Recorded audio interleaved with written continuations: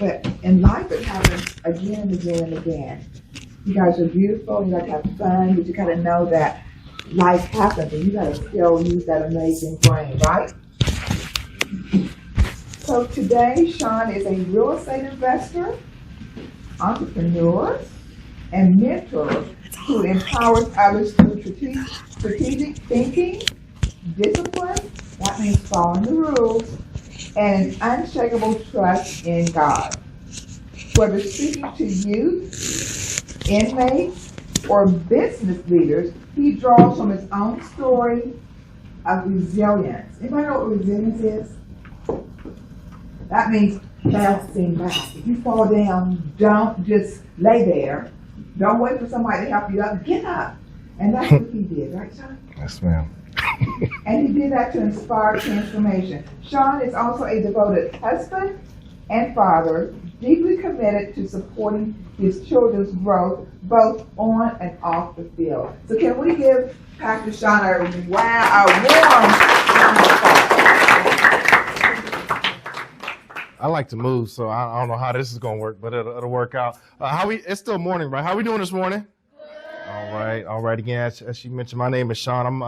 I'm glad to be here. It's really an honor anytime I get the opportunity to come and share a little bit of my story and the hopes of just encouraging you guys as well. As she mentioned, I am a pastor at a church called Rock City Church in Columbus, Ohio. I hit the road this morning, about a 2-hour drive, but I made it down here. I think we all arrived at the same time. So I made it down here. But I'll tell you this, my goal in life wasn't to be a pastor. Whether you believe it or not, it wasn't something that I look forward to growing up. It wasn't what I planned to do growing up. I grew up in Youngstown, Ohio. I'm not sure if anybody ever heard of Youngstown. I grew up in Youngstown, Ohio. I was the second oldest of 4. Grew up in a single-parent household. It was just my mom. She raised us all. And we experienced a lot. We didn't have a lot. I experienced poverty. I remember getting evicted often, having to move out, had to live with my grandma for a season at a time. I remember not having food in the house. I remember not having the water on. We would have to get water in jugs, pour it in a pot, and put it on the sink to warm it up so we can wash up. I remember those days growing up. And I also remember going to church. We went to church so much growing up. It was like, yo, when I get older, I probably ain't gonna go to church no more because I went so much growing up. But my mom kept us in church. I also had a talent, also had a gift to run, to jump, hand-eye coordination. But the reality is it was just a gift that I wasn't able to use. You see, I went to church so much that our priority was church. But anything that got in the way of church, we weren't able to do. If that was sports, if that was after school, whatever it was, we couldn't do it if it conflicted with church. So we made sure that we was at church. So I didn't play football. My first time ever playing organized football, I was in the 8th grade. That was my first time ever stepping on a football field with a helmet and shoulder pads. And the truth is, I snuck on the team. My mom went to work. I left early in the morning, so I was able to get out to the bus stop before she woke up. And then I got home before she got home from work. So I would be able to sneak my equipment out the house, sneak it in the house. And she had no idea. I probably forged her signature to say I could play. So I was playing. Here it is, day one. Not day one, but it was our first game. We getting on the bus. I'm the quarterback. And I go to the coach and say, Coach, man, my mom don't even know I'm playing. Can you call my mom? He said, what? I said, yeah, she don't even know. So he called my mom, and I knew for sure she would say no. But to my surprise, she said, boy, go ahead. So she let me go ahead and play, and that was the beginning of my football career. That was the first time I, again, played in an actual football game with football equipment on. And it was the start of what I thought my life was destined to be. You see, I told you guys I grew up in not having a lot, grew up in poverty, if that's what you want to call it. I remember we had food stamps back then. We ain't had an EBT cards. They was actually like little paper dollars back then. But I remember that. And a few things that I told myself growing up. 2 things. I said, number 1, my kids will always know who their dad is. I knew my dad, but I would only see him maybe once a year. He stayed out in California. And even when he moved back to Ohio, I still barely see him. So I said, 1, my kids will know their dad. And then 2, my kids will never have to worry about living on the system. They won't know what it's like to struggle. They won't know anything. I've lived it. I don't want them to experience that. So that's what two goals that I have for myself early on. So fast forward again, I get to high school, pretty good at sports. And I remember one day I'm in my in class and they say, Shaun, there's somebody here to see you. I said, okay. I step out of the class and it's one of the coaches at Ohio State University. And he said, hey, we're looking at you. We see you're doing a pretty good job. We would love for you to come down for junior. Come just sit and meet some of the coaches, meet some of the top juniors in the country.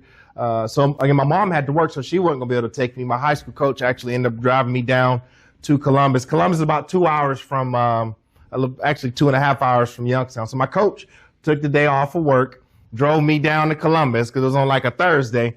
And I go in and I get to meet the coaches. I meet some of the other top juniors in the country. Then they called me into Coach Trussell. He was a coach then. He called me into the office and he said, hey, Shaun, man, we want to offer you a scholarship to play football at Ohio State University. And I'm like, whoa, like, hey, we got a full ride for you. I said, wow. And this was literally in 2002, right after they won a national championship. It was just probably a couple weeks after that. So I'm like, yo, this is Ohio State, the national champs. They want me to come play for them? I'm like, oh, yeah, this is about to be pretty sweet. So I told him, yeah, I'm coming. He said, well, actually think about it. We're going to see the president in a few days when we get back, because after you win national championship, you get to go to the White House. When we get back, then I'll follow up with you. They got back. My decision didn't change. Growing up in Ohio, Ohio State is where everybody want to be. That's where everybody want to play. And I had the opportunity to live out that dream. So I said, all right, this is an opportunity for me, not just to change my life, but to change my family's life. Because going to Ohio State, the next step from Ohio State is going to the NFL. That's the next step. And I just knew, I said, if I get there, ain't nothing going to stop me from getting to the pros. Ain't nothing going to stop me from making a lot of money. Ain't nothing going to stop me from changing my family's life. So I get to Ohio State, and it's a big wake up because everybody there is good. Everybody can run. Everybody can jump. I was actually one of the smaller guys there. Everybody's 6'4" and can run just as fast as you. So I get in there, and my first initial thought was, man, you don't belong here. You ain't that good. Anybody ever heard that doubt in their head where you doubt yourself about something you want to do, but then you get around other people that's good, and it's like, maybe you shouldn't be here. Maybe this is above where you should. Maybe you should have went to a smaller school. That was some of the thoughts and the doubts that I had in my head during the time. But I kept pressing. I kept pressing forward. Red shirt my freshman year. Red shirt means you don't play. You just get to be a part of the team. You get to learn what it's like. You get to work out, but you just don't play in the games. And then my sophomore year going in, red shirt sophomore year, going into camp, I was number 2 on the depth chart. There was one person in front of me. I'm number 2. I'm like, yeah, I'm next up. I'm next up to be the starter here. We was in camp that year. So before the actual season start, you go to camp, you stay in a hotel for 3 weeks. And the only thing you do is you wake up, you eat, you go practice, you watch film, you get lunch, you go back and practice, you watch film, you go to sleep. And that's what we did for 3 weeks. You stay in a hotel, you don't know what the gas prices is, you don't know nothing. Like you literally cut off from the world. You had your phone with you, but you barely even got time to be on that because there's always something for you to do each moment throughout the day. So while we're in camp, they come to me and say, hey, Shaun, we're short on running backs. We know you're a defensive back. Will you switch positions? And I'm thinking, what? I'm number 2 on the depth chart. Like I'm next up. But it's a team sport. I'll take that sacrifice. I'll switch over. I'll switch to running back. So I did. I switched to running back, put me deeper down on the depth chart, but it was what the team needed. There was a gentleman that came in. He was younger than me. He was actually 1 year younger than me, a gentleman by the name of Malcolm Jenkins. I don't know if anybody, you may not even know that name, but a gentleman named Malcolm Jenkins. I was a 2, he was a 3. So they moved me over to offense, which means Malcolm moves up to number 2. Second game of the season, we playing against Texas. Randomly enough, that's our first game this year. We playing against Texas in the shoe, and the dude that was a starter gets hurt. And now Malcolm is a number 2. So he's in the game. Me, I got switched positions, so I'm watching. And I'm just sitting there like, man, that should have been me. That should have been me in there.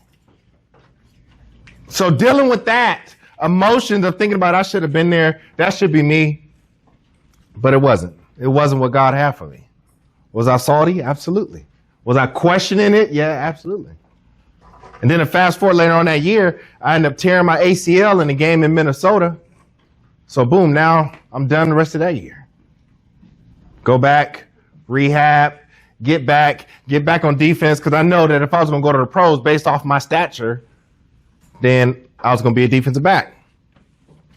So I get back over on the defense. I'm playing, getting some time. But this gentleman, Malcolm, he balled.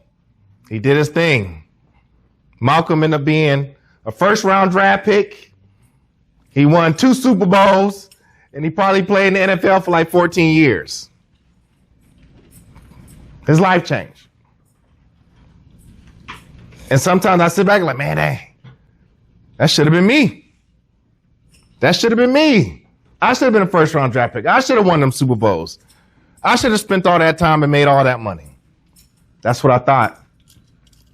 That's what I thought.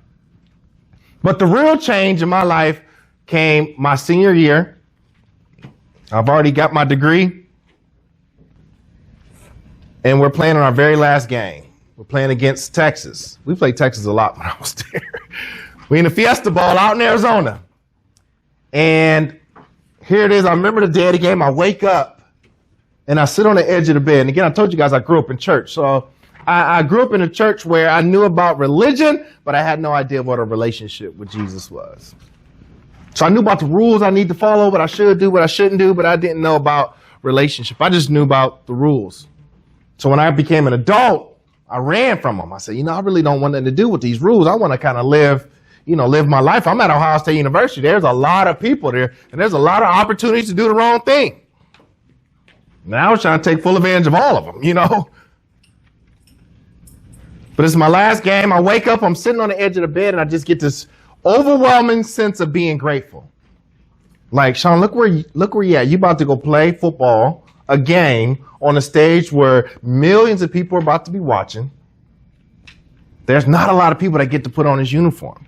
There's not a lot of people that get to have this experience. And that's what I'm thinking that morning as I sit on the bed. Just grateful for the opportunity. Fast forward to later that evening, we go into the game. Second quarter of the game is the kickoff. I'm going down to make a tackle. So I'm running. I remember it like it was yesterday. I'm running down, and it felt like everybody just moved out the way, and it was just me and the guy. So I run. I hit the guy as hard as I can, but as soon as I hit him, I knew something was off. I knew something changed. I hit him. I'm laying there on the ground. One of my teammates come pick me up. His name is AG. He picks me up. I said, AG, where's my arm at? That's what I asked him. He said, it's there. He laid me back on the ground. And at this point, I'm laying on the ground and I can't feel anything on the right side of my body. Can't feel my arm, can't feel my leg, can't feel anything. As I'm laying there, the doctors come out, they bring the stretcher out. My legs start twitching, they come back to me. They get me on a stretcher, they get me to the hospital. They run a test and they found out I had what's called a brachial plexus injury. So brachial plexus is the nerves that go from your spinal cord into your arm and down. They pretty much get the message from your brain to your arm to move. When I hit the guy, I pulled those nerves out of my spinal cord, which means I'm no longer able to get the message from my brain to my arm to move. That was January the 5th, 2009 when that happened. I've went through many surgeries, but it hasn't changed much of anything. So at that point, I'm like, yo, what is this? What is life? I was a football player. That's all I knew about myself. I knew that was what I was going to do to make a lot of money, to change my family's life. But now I was right-handed. Now I don't even know how to write. I can't even tie my shoes. So here I went from being this Ohio State football player with the chance of making it to the NFL, making a lot of money, changing my family's life, to now, how do I even live a normal life? That's where I found myself stuck at. Can you think about how you would feel in that moment where everything that you work for is taken away from you? It is not the path that you have. So that's what I'm talking about. That's what we're talking about when the path changes. What are you going to do when what you think you are or what you plan for changes? What are you going to do? If you don't know who you are, it's going to be a dark time for you. Because that's exactly what it was for me. It was a dark time. I didn't know much about myself. I knew I was a football player, but that was no longer the case. I told you guys those 2 goals I had at the beginning. I wanted my kids to know who their father was. They had no question who their father was, and I didn't want to get back on the system. Well, at that point, I already had my oldest daughter. I had her my junior year of college, so she's 2. But I couldn't work, didn't have no job. I had a bachelor's degree, but that don't pay you. So I had to get back on the system just to survive. I had to go back and get food stamps just so my daughter could eat, because I didn't have a job, couldn't produce an income. So it was a real dark period in my life. But what I had to do is I had to learn how to use my brain as opposed to my arms and my feet. To that point, my arms and my feet, that got me where I needed to be. Being able to jump, being able to run, they got me to where I needed to be. But now, couldn't use them. Couldn't use them to make money. Couldn't use them to, what I figure, advance myself.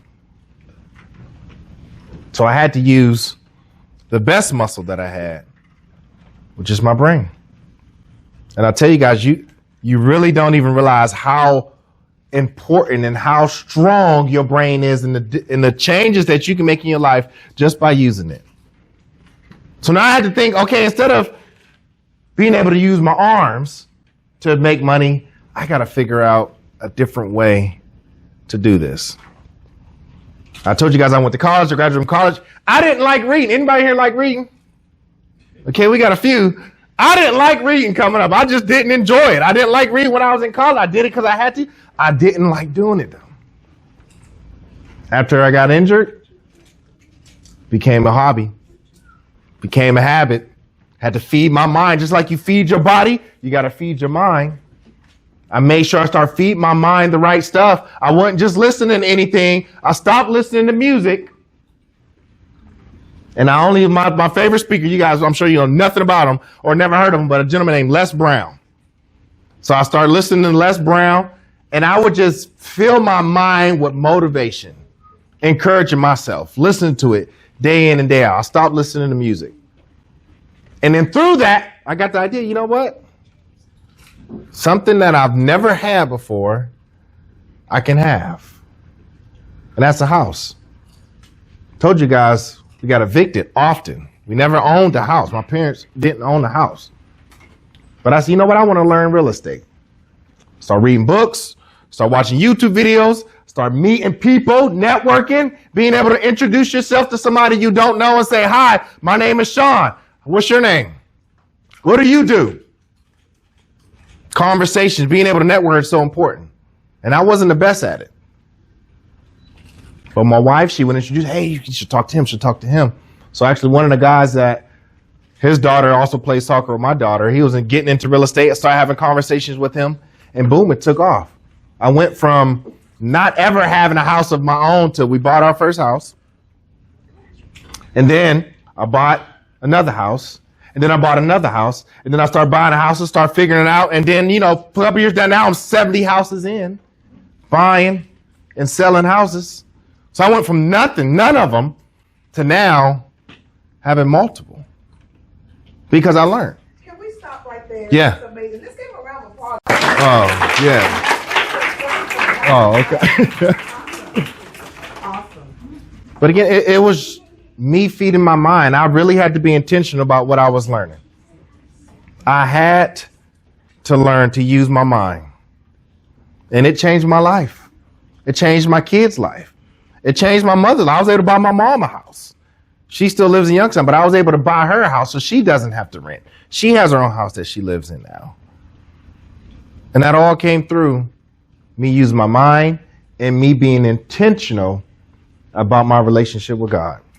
Now, it might sound cliche. Maybe you go to church, maybe you don't. But the reality is the best version of you is in a relationship with God.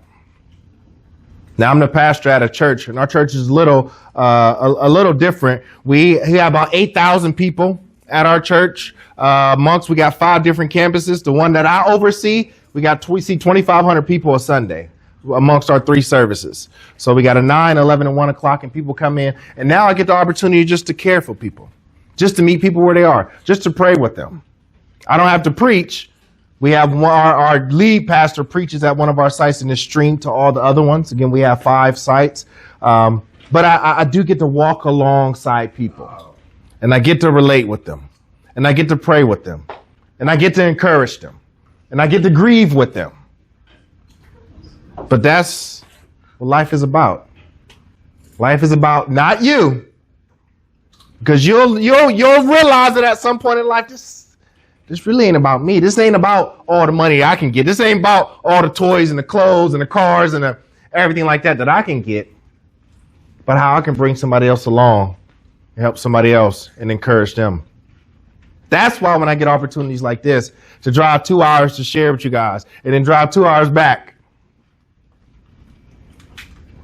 I take full advantage of it.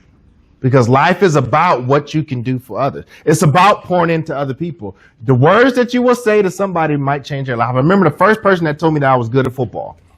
I was at a church picnic playing. I think I might have been in 3rd grade. And just, man, you really good. That was the first time I heard that I was really good at football. I don't know why. And I remember that today. And look what that did for me. So be cautious and careful with the words that you're handing out.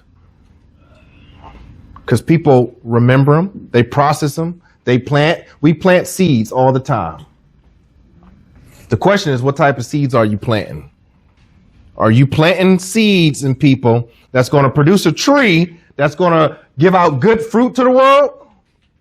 Or are you planting seeds that's going to produce some thorns that's just going to hurt people and tear them down? As soon as they think they're doing something, it's going to be like, but such and such said this to me. Maybe I'm really not worth it. Maybe I'm not smart enough. Maybe I'm not pretty enough. You got to think about how you're interacting with people. I'm blessed in the current place I am in life. And I'm not saying that I don't still have struggles. You know, when you got an injury like this, you deal with pain constantly all day, every day, because it's nerve damage. It's uncomfortable. But I'm still grateful. I got a choice whether I want to focus on what I don't have or focus on what God has blessed me with. I got 3 daughters. My oldest daughter is 18 years old. She's going to the University of Dayton next year to run track. My middle daughter is 13 years old. She's going to the 8th grade. And my youngest daughter is 5. She's going to kindergarten. So they all spread out. But you know what? They don't know what it's like to struggle. I told you that was one of my goals. I didn't want my kids to know what the system was like. I was talking to my daughter yesterday, and I was like, I probably need to do a better job.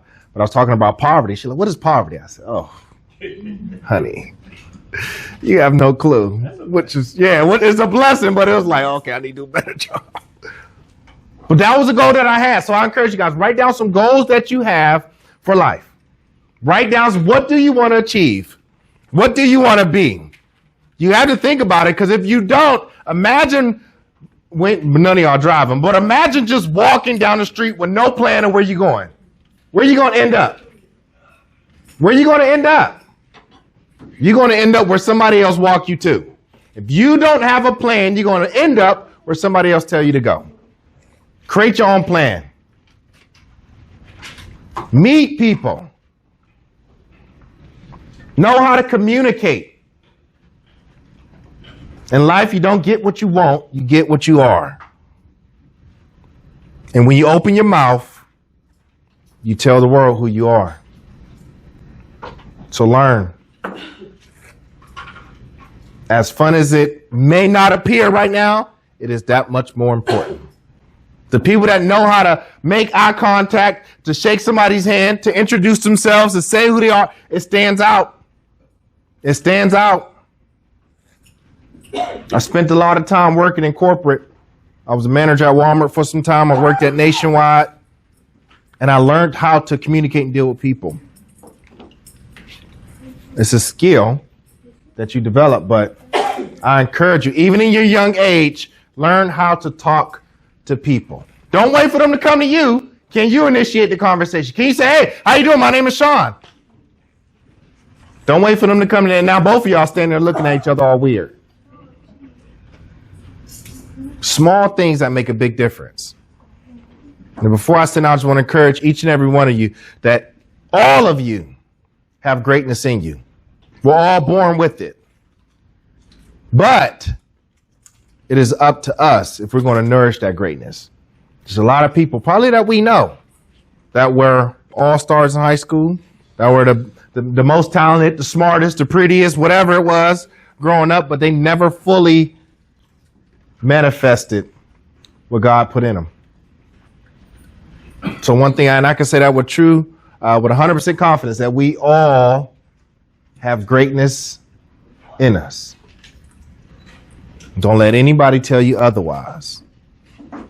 But it's your full responsibility to manifest that greatness, to bring it out, to show the world the gift that you have. There's only one you. Even though you might try to act like other people, wear what other people wear, dance like other people dance, talk like other people talk, it's still only one you. So be the best version of you. I appreciate you guys giving me the opportunity to share. Hopefully I encourage you in some form or fashion. I've sat in those seats. I know what it's like to be on the other end and say, dang, I don't know. I don't know what's next. I don't know what I'm going to do. Be persistent. I will open up for some questions. I guess I'll do that. If you guys got some questions, I'll open it up to answer some questions if you have any. You don't have to, but yeah. Pastor, I have a question. Yes, sir. Have you wrote your book yet? I have not wrote a book. You need to write a book. I have not wrote a book. You need to write a book. Thank That you. is one of the most inspiring, motivating, and I'm an old man now. Oh, yeah. I'm telling you, you are good. Oh, thank you. And you have accomplished a lot, but my forecast for you is you need to write a book about your life up to this point.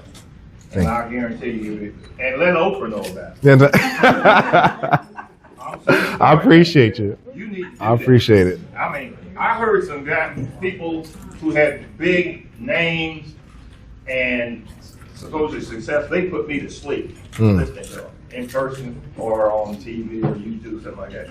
You're the real deal. Oh. And if you don't write a book, Yep.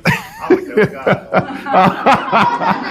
Thank you, sir. I appreciate it, man. Thank you so I really do. I really do. Well, I am glad that you all gave him a round of applause without me asking you to. Yeah. Thank you, Pastor Shaun. He was recommended by a speaker colleague of mine, and Ted was right.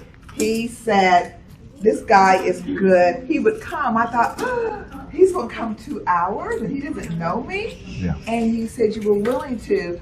So what I like is Pastor Shaun, I don't know if this is working or not, it is, but I'm always talking about the brain. I always have to intervene. And so I'm not the only one who thinks about the brain. Yeah. He's telling you right there. It's living proof. You can't just depend on your body all the time to get you somewhere to look pretty and all that. You've got to use your brain first, and the rest will come. So just use that amazing brain, just like you exercise your body and your legs and all the fun you have or being entertained by other people. Let your brain entertain you. Let your brain show you some stuff. And you can still be beautiful, and you can still be popular. You can do all that, but you're unique. So just listen to his story. It was amazing, and he didn't have to come, and he did. So I want to hear at least, Miss Marcia, 4 to 5 things. What did you hear today? Don't let anybody waste your time. And we're certainly not going to let him waste our time. Yeah. What you hear? Yes, Judah. The best version of yourself is you in a relationship with God. I love it. And learn how to use your brain to advance yourself. I love it. Let's hear another. Somebody on this side over here. I'm going to point you out if you don't answer.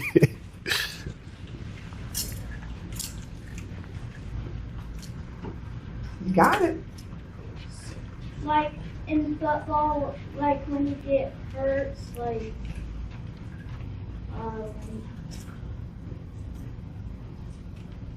that's the Keep going. Keep going.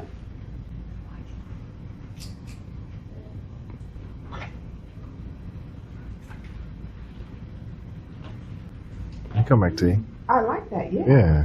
Yeah, he liked the story. You liked the story when he got hurt, right? Yeah. I like that. You were listening. That's great. Yeah. That's plugged great. in. You're a great listener. He's dialed in, for sure. Let's hear from somebody else. Baby. Be careful with the words you hand out and feed your brain just like you feed your body. Yes, I love it. Yeah. Stay intentional with like all your actions and be meaningful. Yes. And we kept going, even like when we stopped, like when we got hurt and stuff like that. We kept going. We didn't stop. See, I love this. You all can have fun, be cool, hang out, get away from home, but you can learn something too. Isn't it good? And no one's making this up. Miss Tia wasn't making her story up. Pastor Shaun wasn't making his story up. So you can still be real, be cool, be handsome, beautiful, and still but live by using your brain. I want to hear from some guys in here. Oh, Laura. I have a question. Yeah. How old was you when you messed up your nerves? I was 22. How old are you? 39. You don't look it. Yeah, I was 39, yes, man. Yep. Okay, now I would like to hear from some men, young men in the room, because we heard from one young man, but let's follow suit. You got one back here? Yes, okay. Is it Aaron? Brandon? So never give up on your dreams. Yeah. If somebody's son needs to do it. Yeah. There you go. Good. What about in the back there? Yes, sir. Do you ever regret switching positions when you play football? Do I regret it? I don't regret being a team player, but I do wonder at times what it would have been like if I didn't switch positions. You know, and we can easily live life in the what ifs. It's a space that's oftentimes comfortable for us because it allows us to make excuses for why we didn't do something. You know, if they wouldn't have, so I didn't do that because they did that. I didn't make it there because they moved me here. So I try to remove myself or don't allow myself to step in that space too often because it creates a habit of making excuses. So I just try to be real intentional about just even the spaces in the mental, the mental areas that I allow myself to just dwell in. But who knows what happened, man? I wouldn't have been there. I probably wouldn't have been there with y'all, but here we are today, man. It was ordained that I'm here with y'all today. So, yeah. But thank you. Yes. Will your arm ever move? At this point, no. It will have to get some real. So again, it's nerves.